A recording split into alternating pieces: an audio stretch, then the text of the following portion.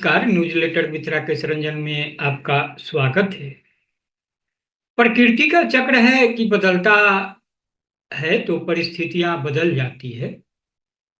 इसके अनुरूप आदमी भी बदल जाता है, उसके जज्बात बदल जाते हैं, आचरण बदल जाते हैं। कभी खुशी से तो कभी मजबूरी में आदमी को बदलना ही पड़ता है। राष्ट्रीय जनता दल के स्वाभिमानी समाजवादी प्रदेश अध्यक्ष जगदानंद सिंह को भी वक्त के अनुरूप बदलना पड़ गया। कैसे और किस रूप में, यहाँ उस पर हम चर्चा कर रहे हैं। आज से 24 साल पहले जगदानंद सिंह के व्यक्तित्व में राम मनोहर लोहिया और कर्पूरी ठाकुर के आदर्शों की स्पष्ट झलक दिखती थी। अब घपले घोटालों की अब बातों को छोड़कर लालू प्रसाद के उसूलों से वह खासे प्रभावित नजर आते हैं। खासकर राजनीति में परिवारवाद पर उनकी अवधारणा उलट गई है। 24 साल पहले का प्रसंग याद कीजिए और उसकी तुलना में वर्तमान को देखिए तो उनमें बदलाव ही बदलाव नजर आएगा। प्रसंग विधानसभा चुनाव में रामगढ़ से राजद की उम्मीदवारी का है। रामगढ़ विधानसभा क्षेत्र जगदानंद सिंह का मजबूत गढ़ रहा है। 1985 से 2005 तक के 6 चुनावों में उनकी लगातार जीत हुई थी।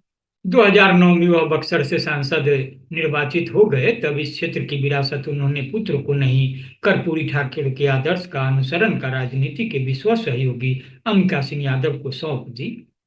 तर्क यह कि पुत्र को अवसर उपलब्ध कराने से वंशवाद को बढ़ावा मिलेगा, सामान्य कार्यकर्ता निराश होंगे। राजद अध्यक्ष लालू प्रसाद ने उनके बेटे को उम्मीदवारी देने का दबाव बनाया, पर कोई असर नहीं पड़ा।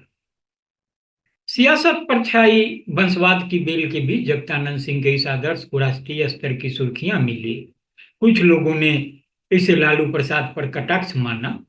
जो हो, जगदानंद सिंह लंबे समय तक इस पर कायम नहीं रह पाए। बीच के घटनाक्रम में सुधाकर सिंह पिता से बगावत कर 2010 के चुनाव में भाजपा का उम्मीदवार बन गए। इसे अपनी शान से जोड़कर जगदानंद सिंह ने रामगढ़ में लाठी गाड़कर राजद प्रत्याशी अमिका सिंह को जीत दिलवा दी। राजनीति चकित रह गई कि भाजपा का उम्मीदवार रहते सुधाकर सिंह 18,551 मतों में सिमट गए।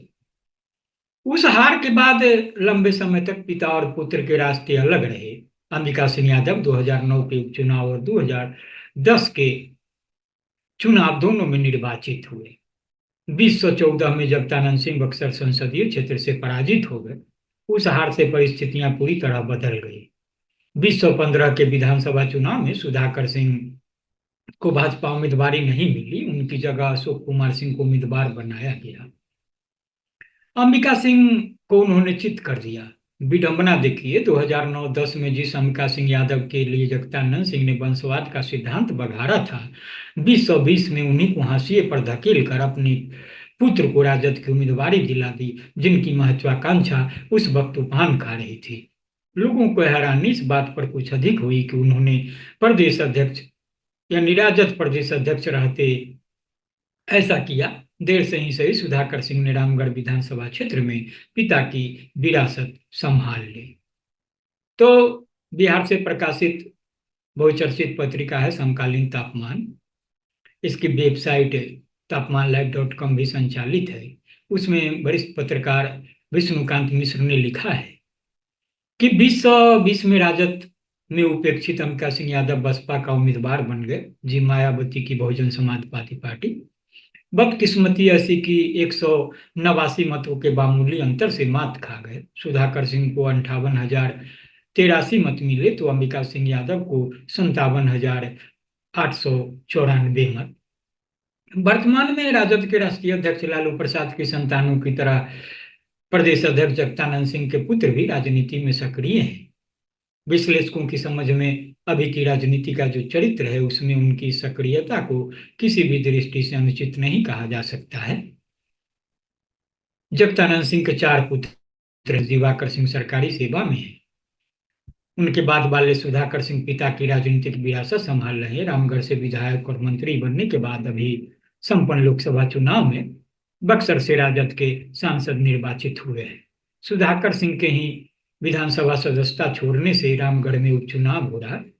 जगदानंद सिंह के दो और पुत्र राजनीति में बेहतर मुकाम के लिए हाथ पांव मार रहे हैं। तीसरे पुत्र डॉक्टर पुनीत कुमार सिंह गया स्नातक क्षेत्र से विधान परिषद का चुनाव लड़ चुके हैं।